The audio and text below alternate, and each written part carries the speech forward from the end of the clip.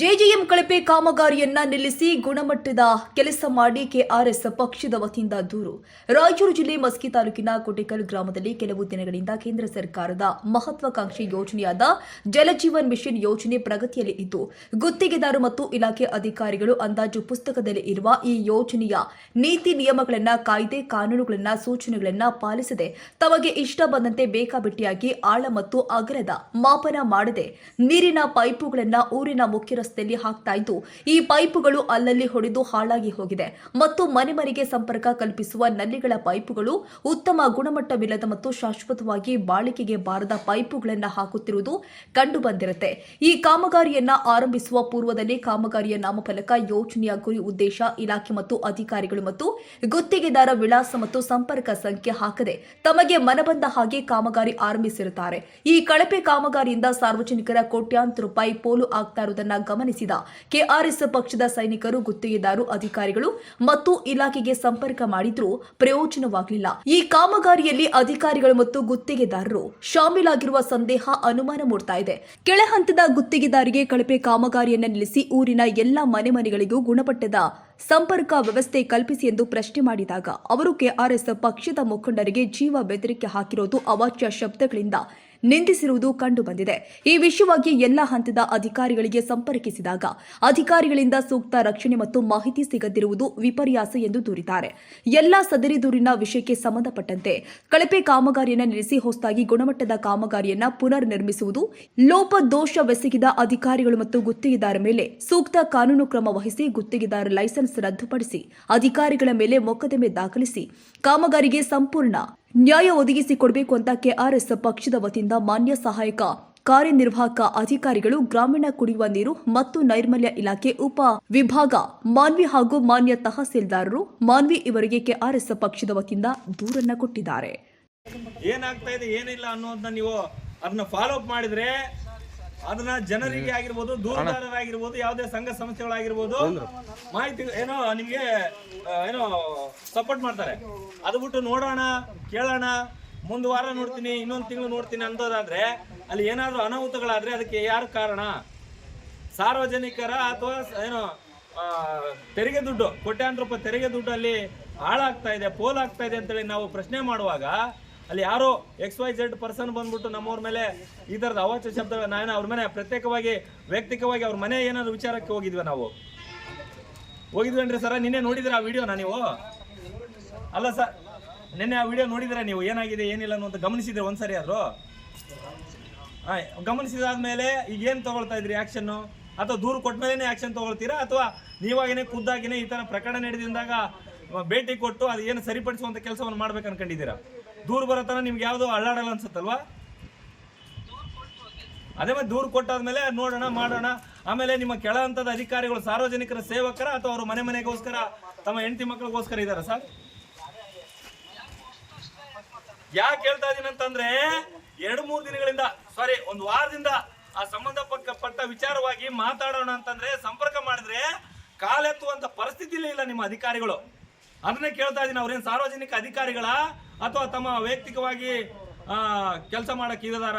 ಅವ್ರಿಗೇನು ಸಂಬಳ ಸರ್ಕಾರದಿಂದ ಬರ್ತೈತೆ ಅಥವಾ ವೈಯಕ್ತಿಕವಾಗಿ ನಿಮ್ಮ ಪಾಕೆಟ್ ಮನಿಯಿಂದ ಏನಾದ್ರು ಕೊಡ್ತಾ ಇದ್ರಿ ಅಂತ?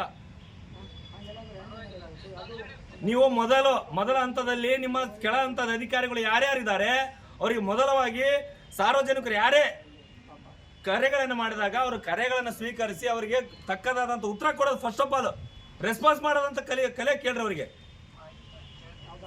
ಅದೇ ಮತ್ತೆ ಸರ್, ದಯವಿಟ್ಟು ಈ ಪ್ರಕರಣ ನಾವೇನೀಗ ದೂರು ಕೊಟ್ಟು ಹೋಗ್ತೀವಿ, ನೀವು ನಾಳೆ ಬರ್ತಿರೋ ನಾಡ್ದು ಬರ್ತಿರೋ, ನೇರವಾಗಿ ಪರಿಶೀಲಿಸಬೇಕು. ಪರಿಶೀಲಿಸಿದ ನಂತರ ಅಲ್ಲಿ ಏನಾಗಿದೆ, ಕಳಪೆ ಕಾಮಗಾರಿಯಾಗಿದೆ ಅಂತ ನಾವು ಆರೋಪ ಮಾಡ್ತಾ ಇದೀವಿ. ಅದಕ್ಕೆ ಪೂರಕವಾದಂಥ ದಾಖಲಾತಿಗಳನ್ನು ಕೊಟ್ಟು ಹೋಗಿದ್ದೀವಿ. ನೀವು ನೇರವಾಗಿ ಇಲ್ಲಿ ಸ್ಪಾಟ್ ಮಾಡಬೇಕು. ವಿಸಿಟ್ ಮಾಡಿದಾಗ ನಮ್ಮವ್ರಿಗೆ ತಿಳಿಸ್ಬೇಕು. ಅಲ್ಲಿ ಬಂದಾಗ ನಾವು ಏನೆಲ್ಲ ಉತ್ತರ ಕೊಡ್ತೀವಿ ಅಥವಾ ಆರೋಪಕ್ಕೆ ನಾವು ಸಾಕ್ಷಿಗಳು ಕೊಡ್ತೀವಿ ಅನ್ನೋದನ್ನ ನೀವು ಪರಿಗಣಿಸಬೇಕು. ನಮ್ಮ ಬೇಡಿಕೆ ಇರೋದೇನೆಂದ್ರೆ ಆ ಕಳಪೆ ಕಾಮಗಾರಿಯನ್ನು ನಿಲ್ಲಿಸಿ ಹೊಸ ಮತ್ತು ಗುಣಮಟ್ಟದ ಕಾಮಗಾರಿಯನ್ನ ನಿರ್ಮಾಣ ಮಾಡಲಿಕ್ಕೆ ನಾವು ಒತ್ತಾಯ ಮಾಡ್ತಾ ಇದೀವಿ. ಇಲ್ಲ ಅಂತ ಹೇಳಿದ್ರೆ ನಿಮ್ಮ ಹಂತದ ಅಧಿಕಾರಿಗಳಾಗ್ಲಿ ಅಥವಾ ನೀವಾಗ್ಲಿ, ನಿಮ್ಮ ಇಲಾಖೆ ಯಾವುದೇ ಅಧಿಕಾರಿಗಳು ನಮಗೆ ಸರಿಯಾಗಿ ಸ್ಪಂದಿಸದೇ ಇದ್ದ ಪಕ್ಷದಲ್ಲಿ ಮುಂದಿನ ಕೆಲವು ಘಟನೆಗಳಿಗೆ, ಹೋರಾಟಗಳಿಗೆ ನೀವೇ ಸಾಕ್ಷಿ ಆಗ್ತೀರಂತ ಈ ಮೂಲಕ ನಾನು ಸ್ಪಷ್ಟಪಡಿಸ್ತಾ ಇದ್ದೀನಿ ಸರ್. ಈಗ ನಾನು KRS ಪಕ್ಷದ ಒಬ್ಬ ಮುಖಂಡನಾಗಿ ಮಾತಾಡಿದೆ. ಇಲ್ಲಿ ಕೇಳಿ ಸರ್, ಅಲ್ಲಲ್ಲ ಇರಲಿ, ನಾನು ಒಬ್ಬ KRS ಪಕ್ಷದ ಮುಖಂಡನಾಗಿ ಮಾತಾಡಿದೆ. ಈಗ ಅದೇ ಸ್ಥಳೀಯ ಕೊಟ್ಟೆಗಾರರ ಆಗಿರ್ತಕ್ಕಂಥ ಬಸವರಾಜ್ ಅಂತೇಳಿ ಮಾತಾಡ್ತಾರೆ. ಅವ್ರ ಬಾಯಿಂದನೇ ಒಂದೆರಡು ನಿಮಿಷ ಮಾಹಿತಿಯನ್ನು ಕೇಳ್ಕೊಳ್ಳಿ ಸರ್. ಹಲೋ ಸರ್, ನಮಸ್ಕಾರ ಸರ್. JJ ಅಂಕ ವರ್ಕ್ ನಡೆದಿದೆ ಸರ್. ಅಲ್ಲಿ ಕಾಂಟ್ಯಾಕ್ಟ್ ಕೊಟ್ಟಿದ್ರು ಸರ್, ಯಾವುದೇ ರೆಸ್ಪಾನ್ಸ್ ಮಾಡ್ತಾರೆ. ಪೂರ ಅತಿ ಒಂದು ಫೀಟ್ ಕೂಡ ಆಳ ತೆಗೆದಿಲ್ಲ ಸರ್ ಅವರು ಮಾಡಿರೋದು. ಹೌದು ಸರ್.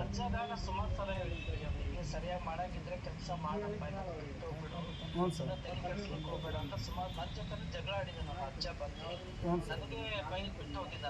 ಅಲ್ಲ ಮತ್ತೆ ಸರ್, ಅಧಿಕಾರಿಗಳಿಗೆ ಒಬ್ಬ ಒಳ್ಳೆ ಗೌರವಾನ್ವಿತ ಅಧಿಕಾರಿಗೆ ಬೆಲೆ ಕೊಟ್ಟಿಲ್ಲ ಅಂತಂದ್ರೆ, ಗೌರವಾನ್ವಿತ ಅಧಿಕಾರಿಗಳನ್ನೇ ಬೆಲೆ ಇಲ್ಲ ಅವ್ರ ಕಡೆ, ನಿಮಗೇನೆ ಏನು ಹೇಳಿದ್ರಲ್ಲ ಈಗ ಆ ಥರ ಮಾತಾಡ್ತಾನಂತಂದ್ರೆ ನೀವು ಯಾವ ರೀತಿಯಾಗಿ ಅವ್ರನ್ನ ಸಹಿಸ್ಕೊಂಡಿದ್ದೀರಿ? ನಿಮ್ಮ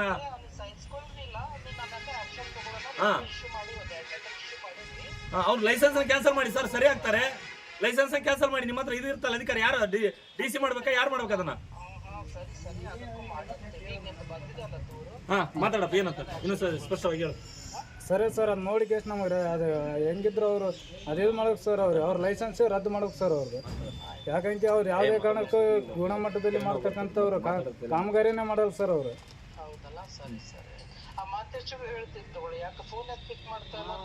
ಅವ್ರ ಮಾತೇಶನ ಜೈ ಅವ್ರು ನಿನ್ನೆಲ್ಲಿಂದ ಮಾಡಿದ್ರು ಸರ್, ಘಟನೆ ನಡೆದಾಗಿಂದ ಮಾಡಿದ್ದೀನಿ. ಇನ್ನೂವರೆಗೆ ಫೋನ್ ಪಿಕ್ ಅಪ್ ಮಾಡ್ಯಾರ ಸರ್ ಅವರು. ಹೆಂಗ ಸರ್, ನನ್ನ ಮುಖನ ನೋಡಿಲ್ಲ. ಅಲ್ಲಿ ಕಾಮಗಾರಿ ನಡೆಯುವಂತ ಸ್ಥಳಕ್ಕೆ ಒಂದು ದಿನ ಬಂದವರು ಇಲ್ಲ. ಪುಣ್ಯಾತ್ಮರು ಎಲ್ಲೆಲ್ಲಿ ಇರ್ತಾರೋ ಎಲ್ಲಿಲ್ಲ, ಏನೇ ಕೇಳಿದ್ರು ಸ್ಪಾಟ್ ವಿಸಿಟ್, ಏನೇ ಕೇಳಿದ್ರು ಅಲ್ಲಿದ್ದೀನಿ ಇಲ್ಲಿದ್ದೀನಿ. ಈ ತರದ ಮುಂದಿನ ಹಂತಗಳಲ್ಲಿ ಉಡಾಫೆ ಉತ್ತರಗಳನ್ನು ಕೊಡೋದನ್ನ ನಿಲ್ಲಿಸಿ, ಅದು ಯಾವುದೇ ಅಧಿಕಾರಿಗಳಾಗ್ಲಿ ನಿಲ್ಲಿಸಿ, ಸಾರ್ವಜನಿಕರ ದೂರಿಗೆ ಸರಿಯಾದ ರೀತಿಯಲ್ಲಿ ಸ್ಪಂದಿಸಿದ್ರೆ ಅವರು ಮುಂದಿನ ಹಂತದಲ್ಲಿ ಕಾರ್ಯಗಳನ್ನು ಮಾಡಲಿಕ್ಕೆ ಸಿದ್ಧ. ಇಲ್ಲ ಅಂತಂದ್ರೆ ಅದಕ್ಕೆ ನಾವು ಹೇಳ್ತಾ ಇದೀವಿ, ಒಂದು ಮೊದಲ ಹಂತವಾಗಿ ನಿಮಗೆ ಕೈ ಮುಗಿತೀವಿ, ಕಾಲು ಮುಗಿತೀವಿ, ತದನಂತರ ಬೇರೆ ರೂಪದಲ್ಲಿ ತಿರುವು ಪಡೆದುಕೊಳ್ಳಕ್ಕೆ ನೀವು ಆಸ್ವಾದ ನೀಡಬೇಡಿ ಅಂತ ಹೇಳ್ತಾ ಇಷ್ಟೊಂದು ನೀವು ತಾಳ್ಮೆಯಿಂದ ಕೇಳಿಸ್ಕೊಂಡಿದ್ದೀರಿ. ಧನ್ಯವಾದಗಳು. ಈಗ ಅದೇ ರೀತಿಯಾಗಿ ನಾವು ದೂರು ಕೊಟ್ಟು ಹೋಗ್ತೀವಿ, ಅದನ್ನು ಪರಿಶೀಲಿಸಿ ನೀವೇನೇ ನೇರವಾಗಿ ಅಲ್ಲಿ ಭೇಟಿ ಕೊಟ್ಟು, ಖುದ್ದಾಗಿ ಭೇಟಿ ಕೊಟ್ಟು ಅವ್ರನ್ನ ಗುತ್ತಿಗೆದಾರರು ಯಾರಿದ್ದಾರೆ, ಸಂಬಂಧಪಟ್ಟವ್ರು ಯಾರಿದ್ದಾರೆ ಅವ್ರನ್ನ ಕರೆಸಿ ನಾವು ನಮ್ಮ ಹಕ್ಕೊತ್ತಾಯ ಏನಿದೆ ಅಥವಾ ಬೇಡಿಕೆ ಏನಿದೆ, ದೂರಿನ ಅಂಶ ಏನಿದೆ ಅದನ್ನು ಸರಿಪಡಿಸುವಂಥ ಕೆಲಸ ನಿಮ್ಮಿಂದ ಆಗ್ಬೇಕು ಸರ್. ನಿಮ್ಮ ಮೇಲೆ ಭಾಳ ಗೌರವ ಇಟ್ಟಿದ್ದೀವಿ. ಇಷ್ಟೊತ್ತು ನಮಗೆ ರೆಸ್ಪಾನ್ಸ್ ಮಾಡಿದ್ದಕ್ಕೆ ತುಂಬ ಹೃದಯದ ಧನ್ಯವಾದಗಳು ಸರ್, KRS ಪಕ್ಷದ ವತಿಯಿಂದ. ಮಾಡ್ಬೇಕು ಸರ್. ಇದೆಲ್ಲ ರೆಕಾರ್ಡ್ ಆಗಿದೆ, ಲೈವಲ್ಲಿ ಕೂಡ ಹೋಗ್ತಾ ಇದೆ. ಧನ್ಯವಾದಗಳು ಸರ್. ಮತ್ತೆ ಮಾತಾಡ್ತೀವಿ ಅವಶ್ಯಕ ಬಿದ್ದಲ್ಲಿ ನಿಮ್ಮ ಜೊತೆ. ನಮಸ್ಕಾರ ಸರ್.